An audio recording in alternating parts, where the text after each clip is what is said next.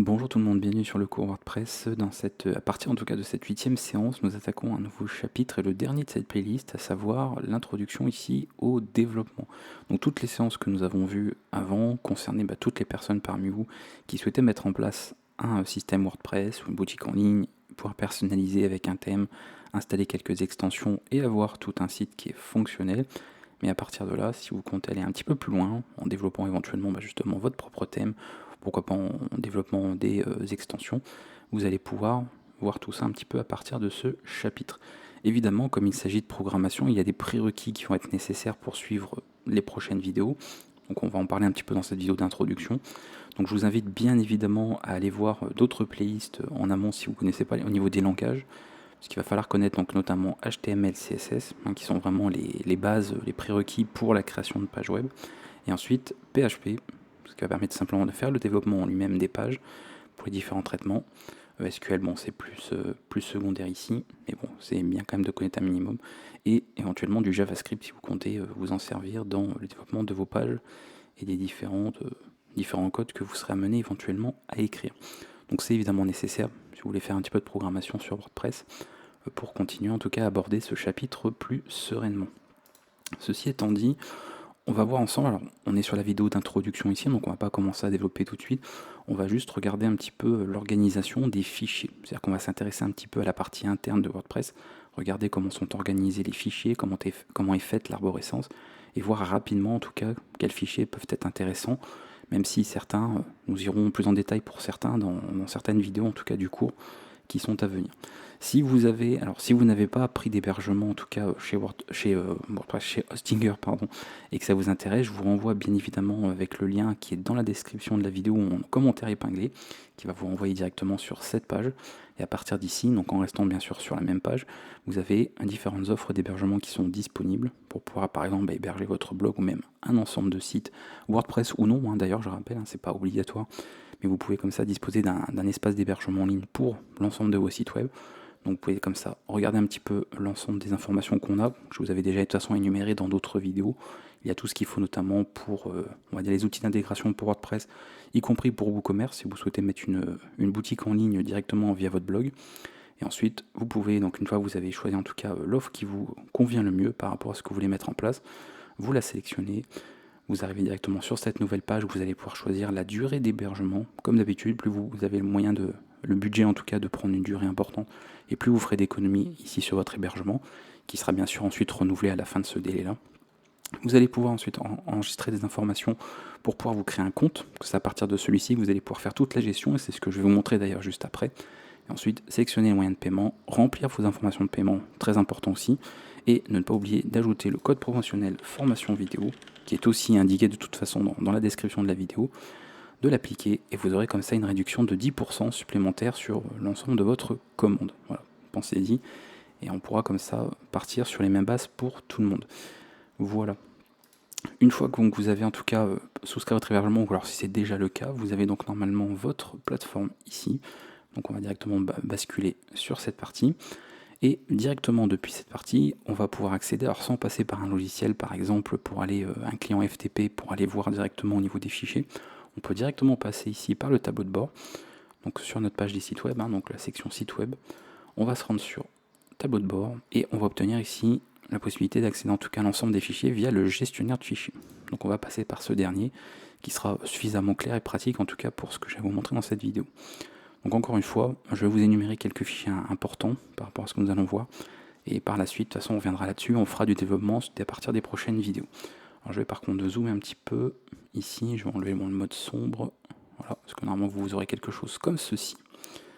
Hop, on va laisser tel quel. Et vous tombez sur cette page-là. Généralement, vous avez, alors peut-être que vous avez plusieurs noms de domaine ou plusieurs en tout cas sites web.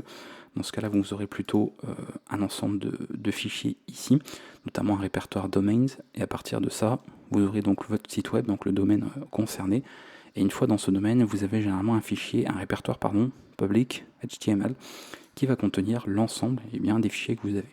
Donc nous ici, on avait fait, rappelez-vous dans le cours, que l'installation de WordPress, donc il n'y a que du WordPress, il n'y a rien d'autre. On a vraiment que ça, et ça tombe bien puisque c'est un petit peu la présentation que je vais vous faire. Donc là, évidemment, ça concerne les développeurs parmi vous qui sont intéressés pour ce chapitre sur WordPress. On a différents fichiers répertoires. Globalement, vous remarquez, on a 3 gros répertoires qui vont contenir finalement le plus gros du CMS de WordPress. Et on a quelques fichiers qui sont ici, avec bien évidemment le point d'entrée ici, le fichier index, avec quelques fichiers à connaître. Certains vont nous intéresser, d'autres je vous les énumère rapidement pour vous indiquer un petit peu en quoi ça consiste. Certains seront peut-être amenés à être personnalisés, modifiés, et d'autres que nous allons même créer quand on verra comment faire des thèmes, notamment des extensions. Donc on va voir tout ça ensemble. On a le fichier ici Activate qui va servir pour la gestion des multisites. Si vous voulez plusieurs sites sur WordPress, c'est notamment vers ce fichier que ça va se passer et qu'on va voir un petit peu tout qui est chargé. On a ici blog header qui est le fichier en fait, qui va charger tout simplement le site, d'accord, tout l'environnement avec le gabarit, donc le template. Donc tout va passer par ce dernier, qui est d'ailleurs un fichier qui normalement charge le fichier la load, qui va en fait bien charger toutes les données, on va dire, de départ de notre CMS, donc qui est appelé ici. Ensuite on a la même chose pour le gabarit, donc on retrouve ces différentes informations ici. On a la partie, bon ça c'est pour la gestion des commentaires, publication de commentaires, donc on a ce fichier là. Et on a enfin le fichier de configuration. Généralement au départ vous avez ce fichier config sample qui est ensuite à modifier. Donc on retire le sample ici pour qu'il finisse par s'appeler wp-config. Et dans ce fichier on y met les informations. Bon, je ne vais pas vous montrer celui-là parce qu'il y a les informations de connexion, mais voilà en tout cas en quoi ça consiste. Vous avez les différentes informations de connexion à la base de données, donc généralement qu'on complète ici pour mettre un petit peu tout ce que l'on veut, et on a les différentes clés de sécurité, que ce soit pour le hash, voilà, on va rajouter du C notamment pour la gestion des mots de passe, donc tout ce qui est propre à la sécurité. Et une fois que c'est fait, on renomme et on obtient donc, comme je vous le disais, ce fichier là, qui est celui qui est effectivement en application. C'est celui-ci qui est pris en compte. Celui-là n'est qu'un modèle, si vous voulez, que vous pouvez utiliser de base pour ensuite créer votre fichier de configuration. Donc ce sont pour les paramètres de WordPress en lui-même. Ça, le nom est clair. Si vous faites du développement, vous connaissez les tâches cron, donc tout est géré ici. On a la partie load, on l'a vu tout à l'heure, qui était appelée directement par header, donc blog header. Donc on a ce fichier là qui charge un petit peu tout, donc les différentes données notamment. La partie de gestion, donc la gestion à la connexion. D'accord, on a ce fichier principal. Alors il y a d'autres choses, il n'y a pas que ce fichier, mais ça c'est le fichier principal. Tout ce qui envoie des mails, envoie des articles par mail, c'est géré ici. Nous avons toute la configuration de WordPress, donc non pas les paramètres de connexion à la base de données par exemple, mais voilà, tous les paramètres de WordPress en lui-même sont chargés directement à partir de ce fichier. Donc généralement, bon, ces fichiers on n'est pas amené à y toucher, mais bien de savoir un petit peu en quoi ça consiste. Donc ça c'est pour les inscriptions, et ensuite ça c'est tout ce qui est rétro-lien. Donc vous savez quand par exemple sur à partir d'un blog, vous mettez un lien qui fait référence à un autre blog, celui-ci peut être averti, on peut faire comme ça gérer un petit peu son trafic d'utilisateur. Donc on a la gestion des rétroliens qui est faite dans cette partie. Voilà, je suis allé assez vite parce que c'est pas le plus intéressant cette partie-là. C'était plus pour que vous sachiez un petit peu en quoi ça consiste. Parce qu'en tant que développeur, si vous êtes amené à mettre les mains dans le code, c'est bien de savoir à quoi vous touchez et à quoi il ne faut pas forcément toucher non plus. On va voir ensuite le premier répertoire qui est peut-être le moins intéressant des trois, en tout cas qui va moins nous concerner ici, mais c'est bien de savoir un peu comment c'est organisé, le répertoire d'administration.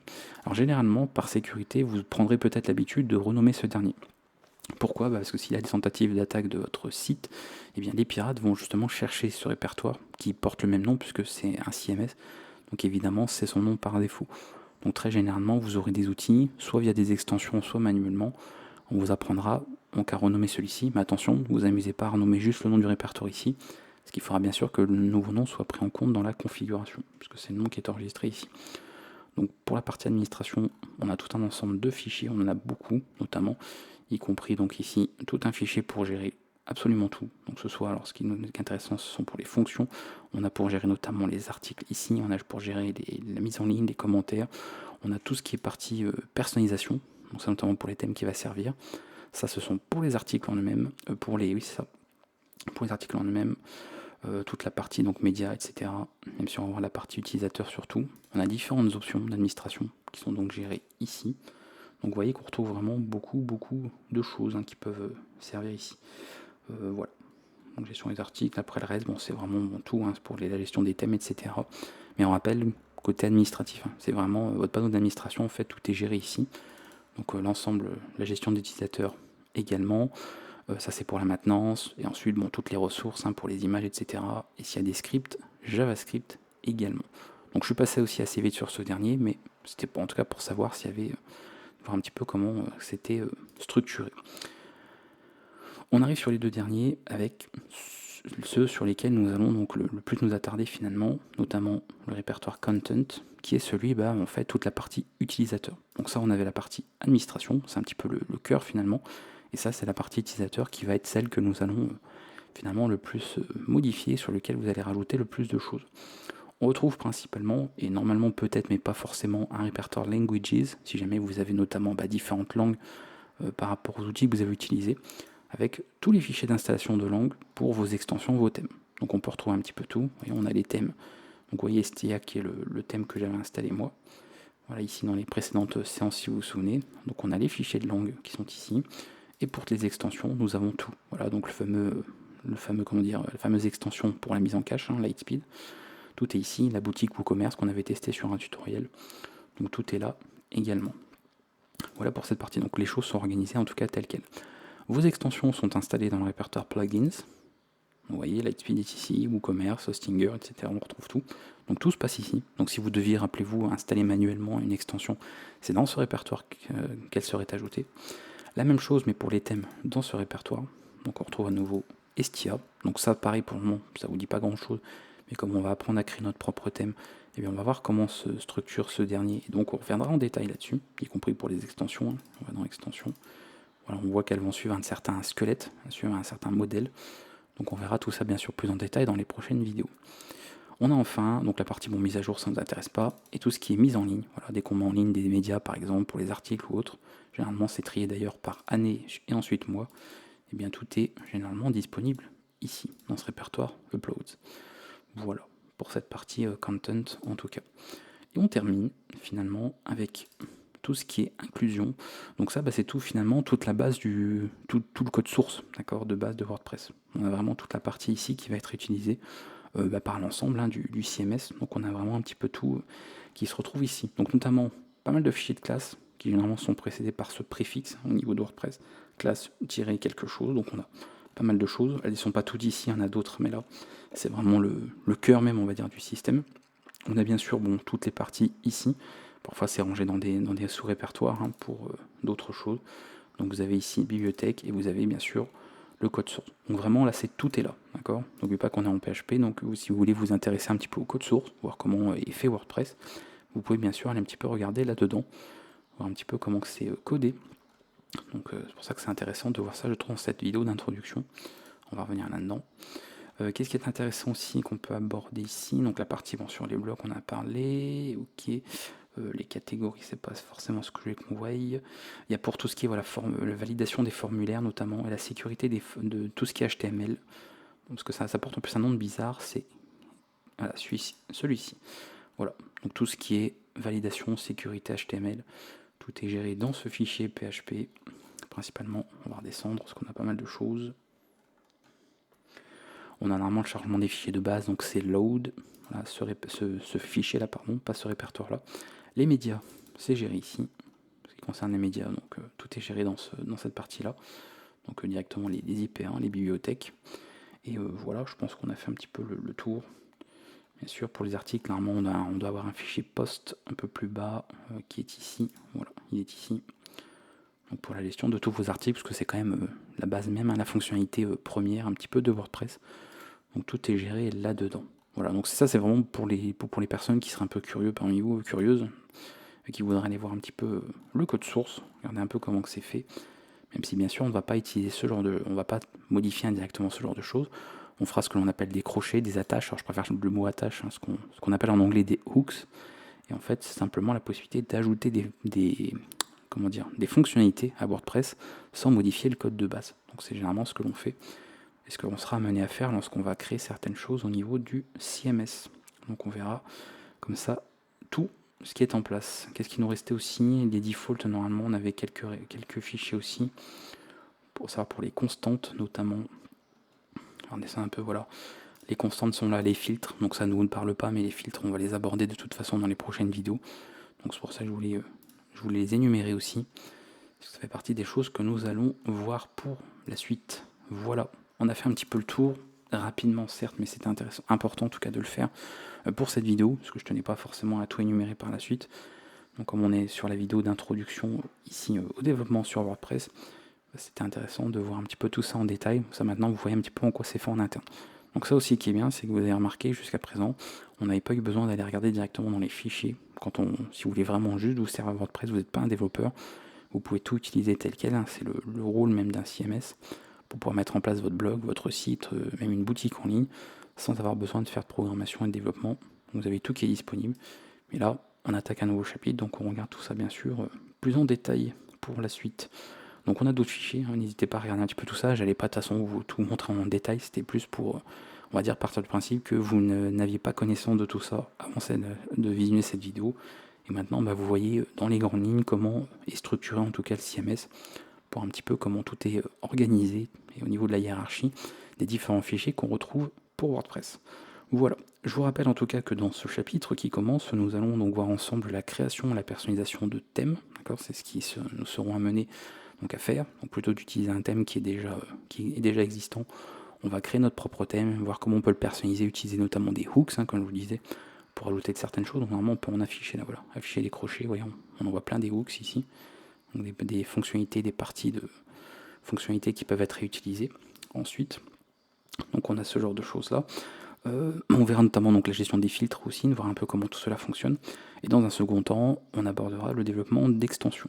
Donc pareil, un petit peu les extensions. Donc jusqu'à présent, on avait fait une vidéo là-dessus pour présenter globalement comment ça fonctionne, comment on installer, etc. Donc on se fera une petite extension, rien de très complexe non plus, hein. Je rappelle, on n'est pas non plus sur un cours complet sur la création d'une extension de A à Z, c'est pas un projet, mais on verra en tout cas comment ça se développe, donc comment on code une extension pour WordPress. Comme ça, à l'issue de ce chapitre et à la fin de ce cours, vous aurez fait votre propre thème et votre propre extension, votre première extension WordPress. Donc vous serez capable ensuite de développer des choses beaucoup plus poussées pour la suite, que ce soit pour vous-même ou éventuellement pour des clients si vous êtes prestataire. Donc ça peut être très intéressant, d'autant qu'il y a beaucoup d'utilisateurs WordPress, donc ça peut être sympa, on va dire, et pertinent de trouver finalement des gens pour qui travailler dans ce domaine-là. Voilà, n'oubliez pas non plus, avant de terminer, la playlist des tutoriels qui est bien sûr complétée, on va dire, continuellement, puisque c'est dans la playlist des tutoriels que je vous apprendrai et qu'on verra en détail l'utilisation de certaines extensions, que ce soit pour la mise en cache, la sécurité, les performances, tout ce qui est SEO, donc on verra tout ça. Donc il faut aller voir dans les tutos, puisque maintenant dans le cours nous attaquons le chapitre développement.